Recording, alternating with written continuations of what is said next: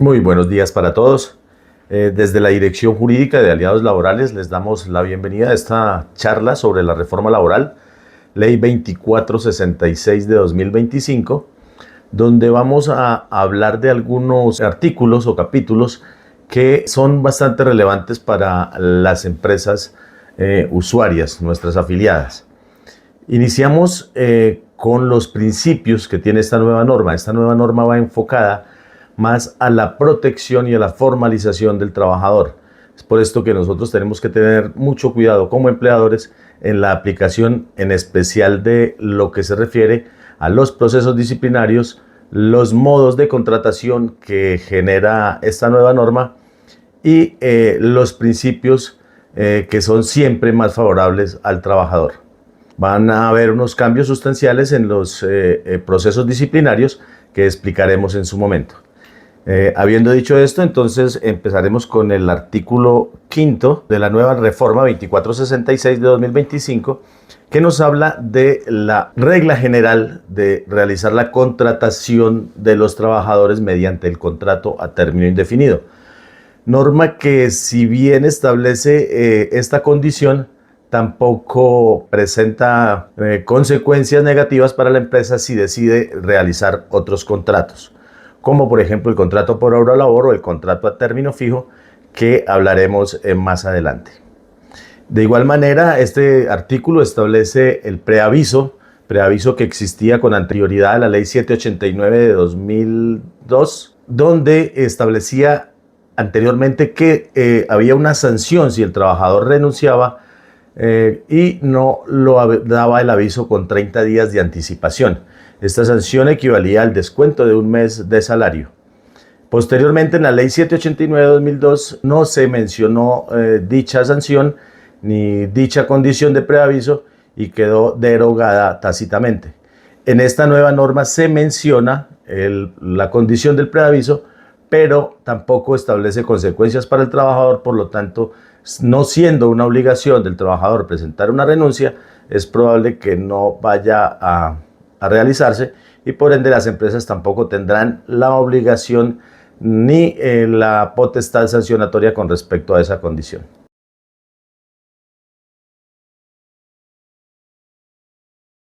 El artículo 6 de esta ley 2466 de 2025, que modifica el artículo 46 del Código Sustantivo del Trabajo, nos trae cambios importantes en los contratos a término fijo y de obra o labor determinada.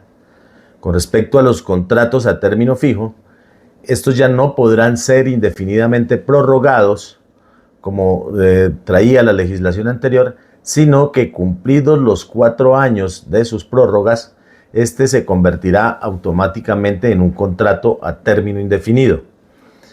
Para efectuar estas prórrogas, establece la norma que puede haber un contrato inicial de 6 meses, 2 meses, 3 meses, un término inicial inferior a un año, y que se puede prorrogar máximo por términos inferiores a un año, máximo 4 veces en el aspecto de la prórroga pactada. Esta norma establece que pueden existir 2 formas de prórroga, no como existía anteriormente, que había solo una prórroga automática, que era si las partes no anunciaban con 30 días de anticipación la terminación, el deseo de terminarlo, este se prorrogaría automáticamente por un término igual al pactado inicialmente. Con esta prórroga pactada se genera la posibilidad de que el empleador y el trabajador establezcan incluso cuánto tiempo pueden prorrogar el contrato cuando se trata de términos inferiores a un año, a un término puede ser mayor al inicial e incluso inferior al inicial, como se puede entender en la norma. Solo que en la quinta prórroga debe establecerse que este contrato no puede ser inferior a un año. Tenemos que tener especial cuidado en que cuando contratemos a término fijo, hagamos las cuentas para que en el momento de la última prórroga no nos supere los 4 años y se nos convierta en un contrato a término indefinido. De igual manera, el contrato por obra o labor determinada establece que debe ser siempre por escrito. Era una condición tácitamente establecida en las normas anteriores, establecerlo siempre por escrito, determinar claramente la obra o labor para la que se contrata y si no se cumplen con estas condiciones, también establece que este contrato, si no se establece que es por escrito y no se establece también claramente la obra o labor que se va a realizar, este contrato se convertirá en un término indefinido. Nótese entonces que el contrato a término indefinido sigue siendo la regla general.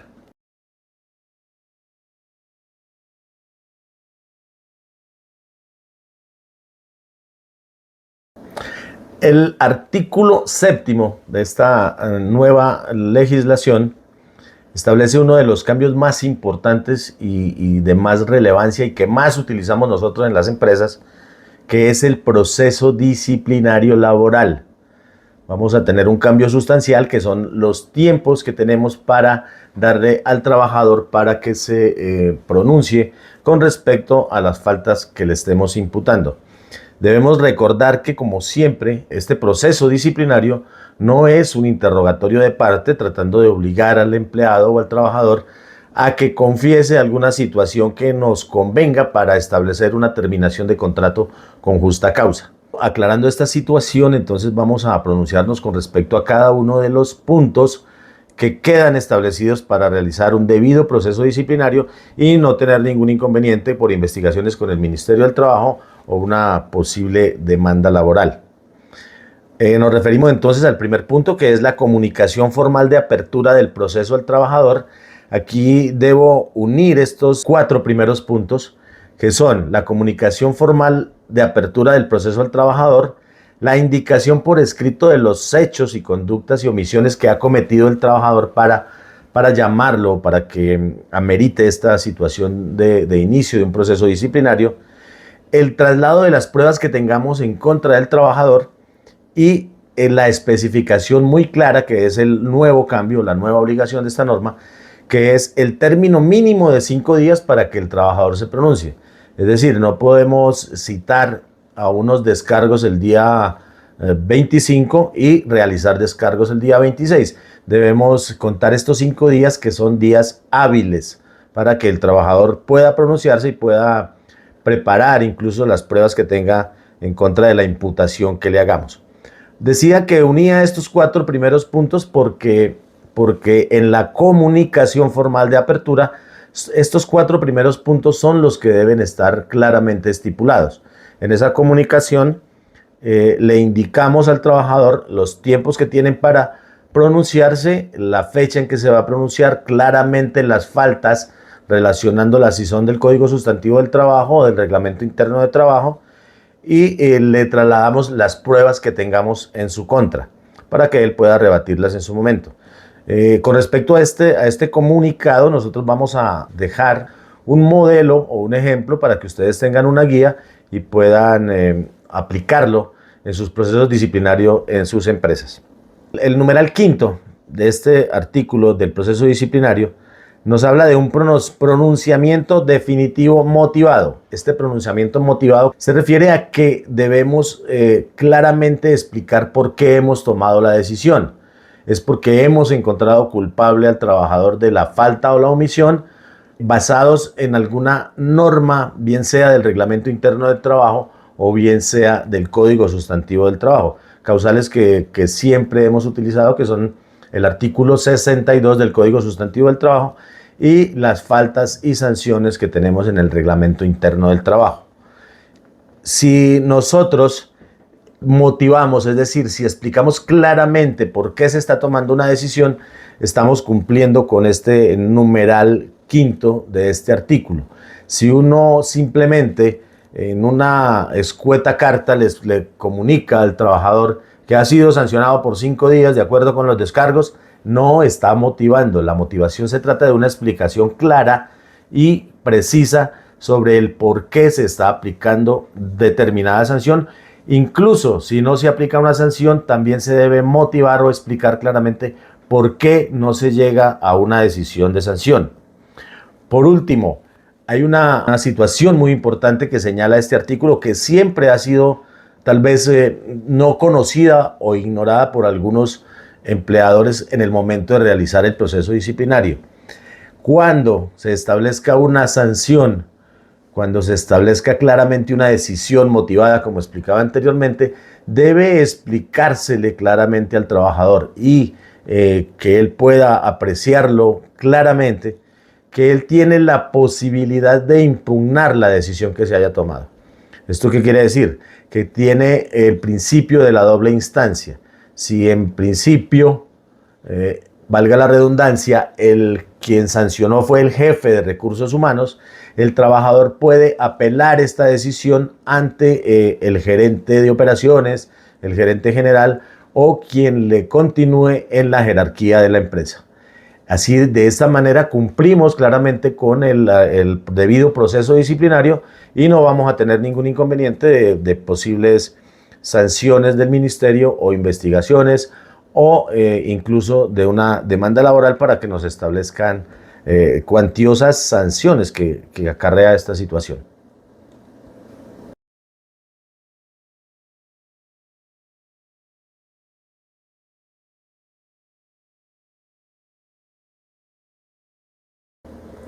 El artículo octavo nos habla de la publicación del reglamento de trabajo.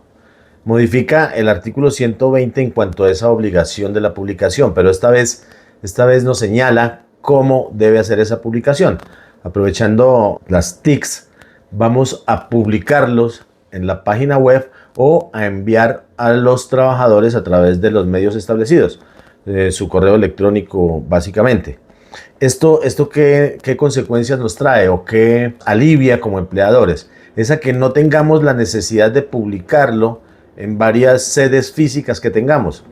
El hecho de que lo tengamos ya publicado en una página web o que lo compartamos vía medios electrónicos con el trabajador, ya se cumple con esta condición. El artículo 120 de publicación es posterior al 119 de que nos habla este mismo artículo.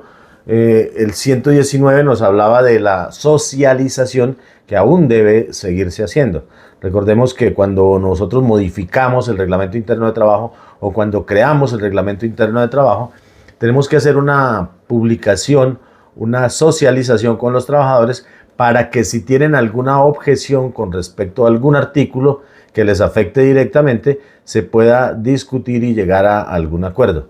Obviamente en estas discusiones o en estas objeciones hay que tener muy en cuenta la facultad disciplinaria que tiene el empleador y que es una facultad que no puede ser puesta en tela de juicio con los trabajadores.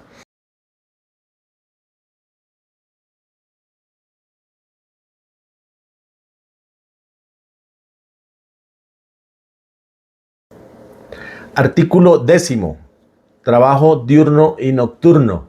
Es uno de los cambios más importantes y por lo que más luchó esta propuesta de cambio en las normas laborales.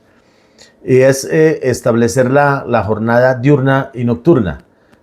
Anteriormente teníamos establecido que la jornada diurna iba hasta las 9 de la noche y en este momento esta jornada se establece por esta norma que se cambia el artículo 160 del Código Sustantivo del Trabajo y el horario diurno quedará hasta las 7 de la noche. Por ende, el horario nocturno será de 7 de la noche a 6 de la mañana. Importante resaltar que esta vigencia de este artículo entra a regir 6 meses después de la entrada en vigencia o de la sanción de esta ley. Es decir, si fue sancionada el 25 de junio de 2025, entrará a regir el 25 de diciembre de 2025. Por lo pronto, no se establece que la jornada diurna sea hasta las 7 de la noche, se continúa hasta las 9 de la noche hasta el mes de diciembre de este año. De igual manera, el artículo 161, que yo considero que ha sido uno de los más controversiales con respecto a alguna anotación que tiene en su parágrafo, que mencionaré más adelante. Este artículo nos habla de la duración, la duración de la máxima jornada. Nos establece las 8 horas y había pretendido que se pudiesen trabajar muchas más de las 8 horas para poder terminar la jornada laboral de la semana en el término de 3 días, pero esto no fue aprobado. Entonces se mantiene en 8 horas al día y en 42 horas a la semana. 42 horas a la semana, que recordemos que se está implementando gradualmente de acuerdo con la ley 2101 de 2021, y en este momento, a partir del 15 de julio de 2025, tenemos ya establecido que son 44 horas. Estas 44 horas podemos repartirlas en 5 o 6 días de la semana, con un día obligatorio de descanso.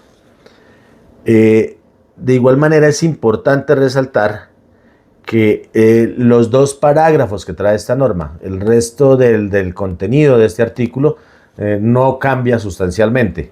Hay un cambio en el parágrafo segundo, es una adición que se le hace a esta norma que en mi concepto deroga la obligatoriedad que tienen los empleadores de otorgar el Día de la Familia, y voy a explicarlo por qué. El parágrafo segundo de este artículo 11 de la ley 2466 de 2025 dice lo siguiente, me permito leerlo.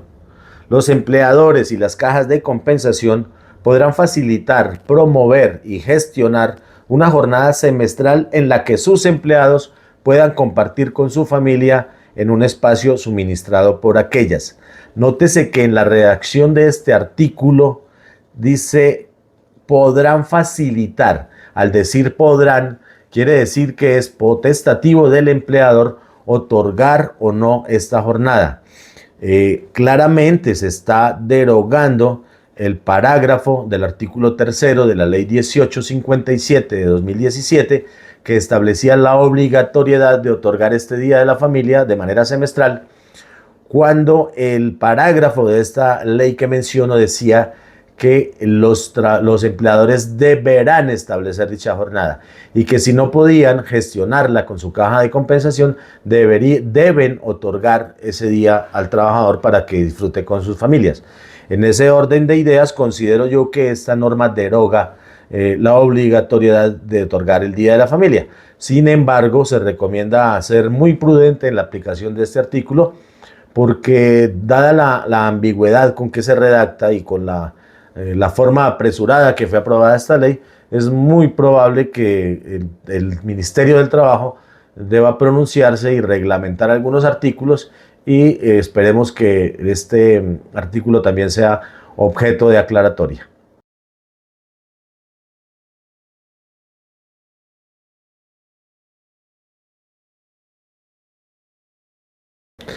El artículo 12 y el artículo 13 de esta ley 2466 están directamente relacionados.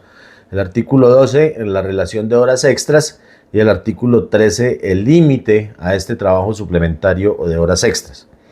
En cuanto a la relación de horas extras, esta obligación que trae esta norma estaba ya estipulada, sino que amplía de pronto este concepto y obliga al empleador a mantener o llevar un registro del trabajo suplementario de cada trabajador, y a la obligación de entregarlo a los trabajadores cuando éste lo exijan.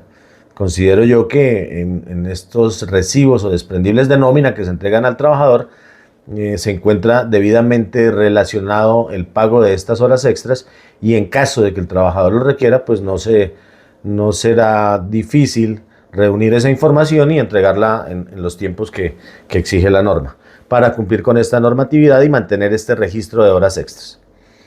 Un cambio muy importante, y es que en la legislación anterior teníamos por obligación que tramitar ante el Ministerio del Trabajo el permiso para poder trabajar horas extras. La condición del trabajo de horas extras o trabajo suplementario era que no se podía exceder de 2 horas diarias y de 12 a la semana. Esta norma queda exactamente igual, no se puede trabajar más de 2 horas diarias y no se puede trabajar más de 12 horas a la semana. Solo que en este momento ya no se requiere pedir el permiso al Ministerio del Trabajo. Solo hay una amenaza de sanción en caso de que no estemos pagando estas horas extras, con una investigación y unas sanciones económicas para la empresa cuando no se cumple con este requerimiento. Entonces quedamos ya exentos de hacer este trámite, que era siempre un poquito engorroso ante el Ministerio del Trabajo, porque teníamos que suministrar una cantidad de documentación donde involucrábamos ARL, investigaciones de puestos de trabajo, Sistema General de Seguridad y Salud en el Trabajo, perfiles de cargo, etcétera, etcétera, que muchas veces teníamos dificultades en conseguir. Entonces ahora es más fácil o más sencillo llevar este manejo de horas extras, siempre cumpliendo con la obligatoriedad de llevar un registro de estas y realizar los pagos respectivos sin excedernos del máximo que establece la norma.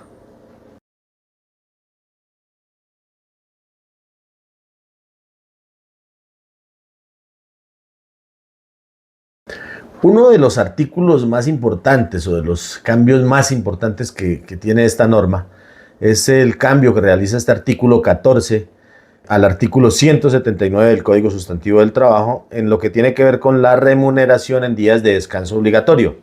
Estos son los famosos recargos por dominicales o festivos. Establece entonces esta norma que se deberá pagar un recargo por trabajar en días de fiesta o en días de descanso obligatorio, el 100% sobre el salario ordinario en proporción a los tiempos laborados. Estos cambios o esta implementación va a ser de manera gradual. Hay un parágrafo transitorio que establece que a partir del 1 de julio de 2025 se deberá ya estar pagando el recargo por laborar en día de descanso obligatorio al 80%. A partir del 1 de julio de 2026, este recargo se va a incrementar en un 90%. Y a partir del 1 de julio de 2027, se dará plena aplicación al recargo por laborar en día de descanso obligatorio en los términos de este artículo, que quiere decir que entonces llegaríamos al 100%. Aquí hay un detalle que de pronto se les ha escapado a algunos empleadores, es con respecto a la liquidación de las horas extras festivas o dominicales. Al haberse incrementado y estar ya vigente el porcentaje del 80%, al calcular la hora extra ya debemos sumar este 80% de recargo y no el 75%.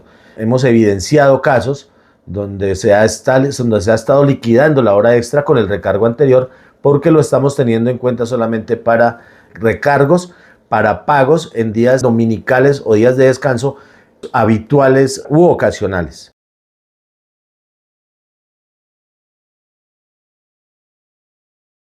Artículo 15. Obligaciones especiales del empleador. Es importante tener muy en cuenta este artículo 57 porque nos está haciendo una modificación en el numeral sexto y nos adiciona además unos numerales que son el 13, 14, 15, 16 y 17. Y nos adiciona también los parágrafos 2 y 3, que los vamos a leer y a comentarlos. Este artículo nos habla de los permisos remunerados que tenemos que otorgar como empleadores a los trabajadores, que son para el ejercicio del sufragio, para el desempeño de cargos oficiales, en caso de grave calamidad doméstica. Se recuerda que esa grave calamidad doméstica ojalá esté claramente estipulada con respecto a los permisos y el procedimiento establecido para otorgarlo cuando el trabajador tenga esta situación. Es decir, cuántos días damos por esta calamidad, cuántos días obviamente remunerados, cómo establecemos las condiciones para establecer ese permiso, cuándo se debe notificar, cómo se debe notificar. Todo esto debemos establecerlo en el reglamento interno de trabajo para no entrar en ambigüedades ni discusiones cuando lleguemos a esta situación con algún trabajador.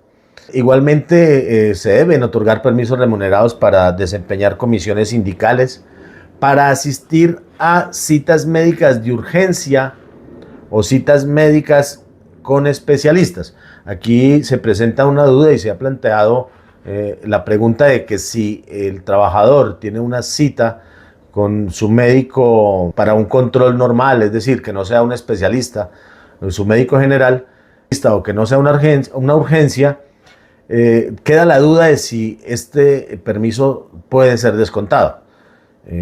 Obviamente mi recomendación es que se dé también como un permiso remunerado en respeto al derecho a la salud que tienen los trabajadores y también para no entrar en conflicto con violaciones de derechos y posibles represalias o acciones de tutela y trámites engorrosos que llevemos por alguna queja del trabajador. Entonces, así no esté establecido en este numeral, recomiendo que se otorguen los permisos también estableciendo en el reglamento interno de trabajo cuáles son los protocolos para otorgarlos. Es decir, cuándo se debe notificar esa solicitud de permiso, los soportes que se deban adjuntar para ello, etc. Igual, otorgar permisos remunerados para atender citaciones judiciales, administrativas y legales. Esto se refiere más cuando nosotros tenemos de pronto, el trabajador tiene algún proceso jurídico en curso o si de pronto ha sido llamado a rendir algún testimonio por algún proceso que lleve algún familiar o conocido, debe otorgársele el permiso remunerado. Hay una situación bastante importante con respecto a este artículo y a la adición de los numerales 13, 14, 15, 16 y 17, y es que nos incrementa, por decirlo de alguna manera, las posibilidades de que el trabajador incurra en algunas situaciones de estabilidad laboral reforzada. Por lo tanto, tenemos que tener mucho cuidado con eso. Nos habla de eliminar barreras actitudinales, comunicativas y físicas para personas con discapacidad. Nos habla también, que es bastante importante y bastante relevante, de la obligatoriedad que tienen las empresas que cuenten con hasta 500 trabajadores de contratar o mantener contratados al menos 2 trabajadores con discapacidad por cada 100 trabajadores. A partir de los 501 trabajadores en adelante, deberán contratar o mantener contratados, según corresponda, al menos un trabajador con discapacidad. Esta norma claramente deberá ser reglamentada por el Ministerio del Trabajo. Aquí no sabemos qué nivel de discapacidad debe tener el trabajador que contratemos. No sabemos si cumplimos con la condición al tener trabajadores con estabilidad laboral reforzada y que estén con su contrato de trabajo vigente. Si podemos de pronto cumplir con esta obligación de esta norma, si teniendo contratados trabajadores con estabilidad laboral reforzada y que sabemos que no podemos despedir porque estaríamos sujetos a una obligatoriedad de reintegro con los pagos y sanciones a que estamos expuestos.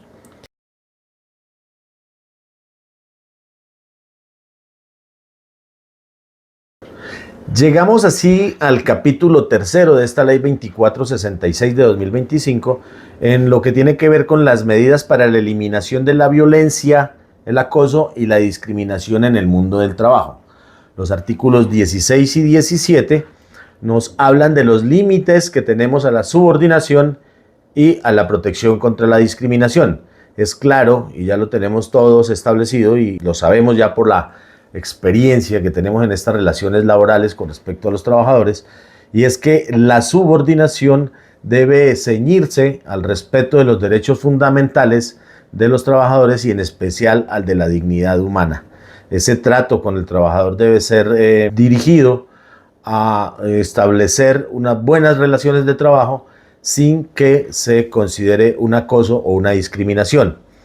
El artículo 17, en cuanto a la protección a la discriminación, para mí es un reflejo del artículo 26 de la Ley 361 de 1997, que nos habla de la prohibición de despedir o discriminar trabajadores en situaciones de discapacidad o de indefensión y las consecuencias que esto nos trae, que son la sanción de los 6 meses de salario y el respectivo reintegro a sus labores cuando despedimos bajo esas condiciones.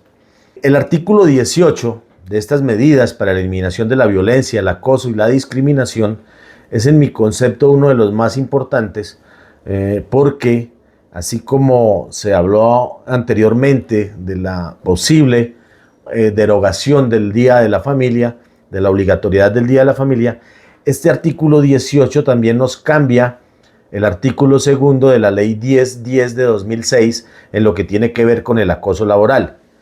Este artículo segundo de la Ley 1010 de acoso laboral nos definía qué era el acoso laboral como una conducta persistente y demostrable.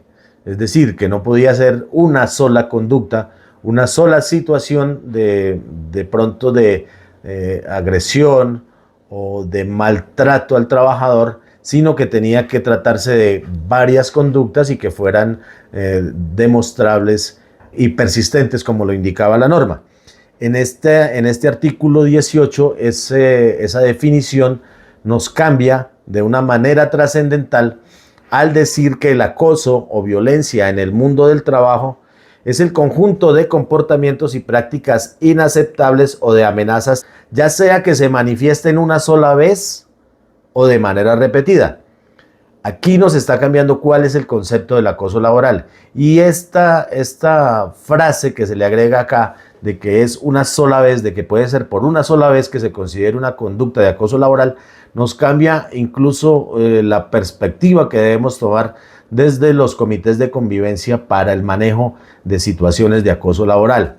Vamos a tener que tramitar prácticamente desde el comité de convivencia toda situación que llegue por una sola conducta de que sea objeto un trabajador y que seamos objeto de queja. Por eso es necesario que se instruya o se actualice a los comités de convivencia al respecto. Sin embargo, en mi concepto, esta norma también debería ser o debe ser objeto de una reglamentación o aclaración por parte del ministerio, porque entonces cualquier tono de voz que se eleve en una relación de trabajo con el subalterno o con el compañero o con el superior puede considerarse una conducta de acoso laboral y vamos a tener permanentemente ocupado al comité de convivencia en unas situaciones que no van a llegar a prosperar como una situación de acoso laboral.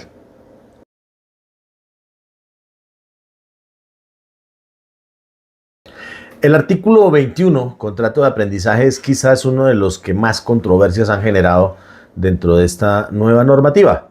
¿Por qué? Porque establece que este contrato de aprendizaje es un contrato laboral que en mi concepto no es un contrato laboral normal, y en eso discrepo de algunos conceptos de otros colegas, porque claramente en su enunciado establece que este contrato de aprendizaje es un contrato laboral especial.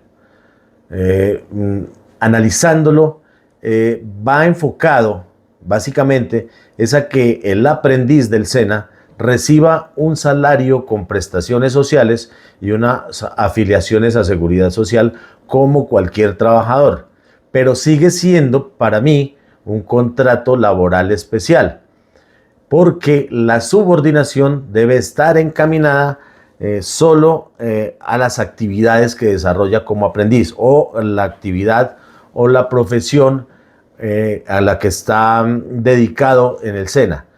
Las actividades de subordinación en cuanto a los procesos disciplinarios, en mi concepto, deben mantenerse en igual comunicación con la entidad SENA, porque sigue siendo un contrato de aprendizaje con condiciones laborales, pero solo en el aspecto de la remuneración y del apoyo de sostenibilidad, tanto en la etapa lectiva como en la etapa productiva.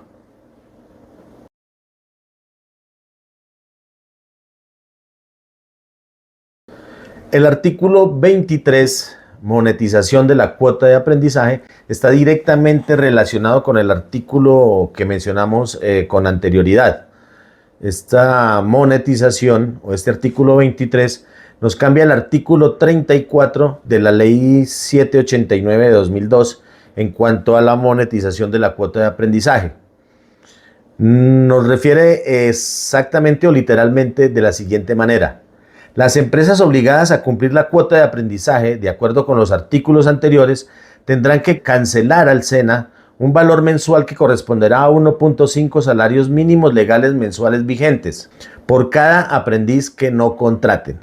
Esta nueva norma abre la posibilidad de que los empleadores tengan esa potestad de contratar o no aprendices del SENA, y en su lugar puedan pagar una cuota equivalente a 1.5 salarios mínimos legales mensuales vigentes por cada aprendiz que no contraten. En nuestro concepto, esto va en contra de la posibilidad que tienen los aprendices de realizar sus prácticas en las empresas cuando, para evitar futuras dificultades con respecto a esa contratación nueva del contrato de trabajo que se ha generado o que se genera a partir del 25 de junio de 2025 con los aprendices del SENA, para evitar todas estas situaciones administrativas, es posible que muchos empleadores opten por esta cuota monetaria en vez de contratar aprendices del SENA.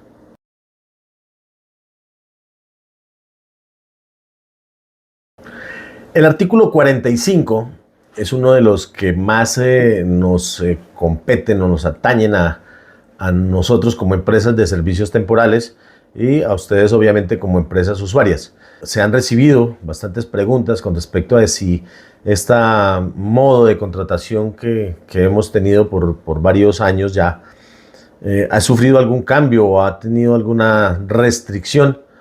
Pues en mi concepto solo ha habido un cambio, que ha sido el que la empresa de servicios temporales, en el momento de la firma del contrato con el trabajador, los contratos con las empresas usuarias no sufren modificaciones, el contrato comercial que se realiza no sufre modificaciones, solo el contrato laboral que se realiza con el trabajador en misión deberá estipular claramente cuál es la causal que genera esa necesidad de la empresa usuaria para contratar personal a través de una empresa de servicios temporales.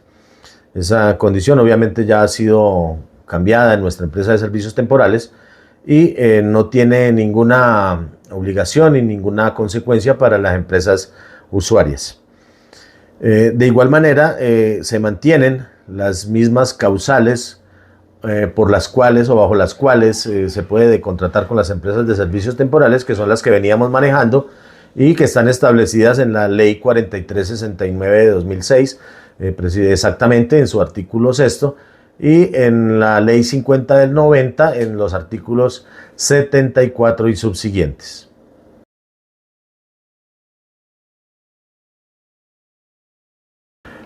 Así hemos llegado al final de esta exposición, donde se han tocado los artículos más relevantes o los cambios más importantes de esta nueva norma 24, Ley 2466 de 2025 de la reforma laboral. Hemos tocado los artículos que más producen impacto o que más generan dudas con respecto a esos cambios sustanciales. Tengamos en cuenta de que hay algunas normas que siguen siendo ambiguas y que siguen siendo objeto de diferentes interpretaciones, por lo que claramente deberán ser reglamentadas por el Ministerio del Trabajo y vamos a estar atentos a ellos. A medida de que surjan nuevas modificaciones o nuevas reglamentaciones o nuevas aclaraciones por parte del Ministerio, por parte de los organismos competentes con respecto a las normas del trabajo, las vamos a estar difundiendo por estos mismos medios a todas las empresas. De igual manera, cualquier inquietud, pregunta que se genere con respecto a toda la Ley 2466, con gusto estaremos dispuestos a recibirlas y a resolverlas de la manera más clara posible que se pueda con respecto a la interpretación que se le pueda dar mientras se reglamenta lo que se comenta. De igual manera, vamos a dejar un modelo de la citación a descargos, que en mi concepto ha sido uno de los cambios más importantes en los procesos disciplinarios con los trabajadores.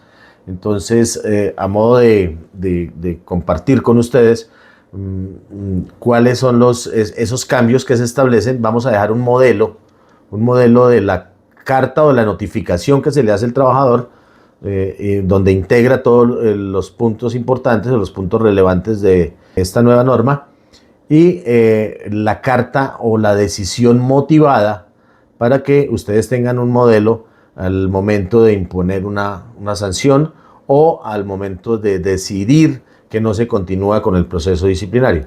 De igual manera tendremos el acta de descargos, que no es más que un resumen de la diligencia con el contenido de lo que haya expuesto o lo que haya aportado el trabajador en su defensa dentro del proceso disciplinario. Así llegamos al final de esta exposición y agradecemos a todos por la paciencia y por haber estado pendientes de esta transmisión. Muchísimas gracias.